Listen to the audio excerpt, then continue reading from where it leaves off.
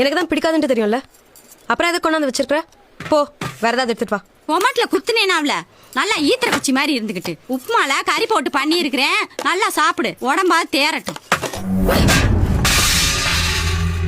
எனக்கு ஒரு விஷயம் பிடிக்கலன்னா பிடிக்கலதான், பிடிச்சா நீயும் புருஷனும் சேர்ந்து கொட்டிக்கோங்க.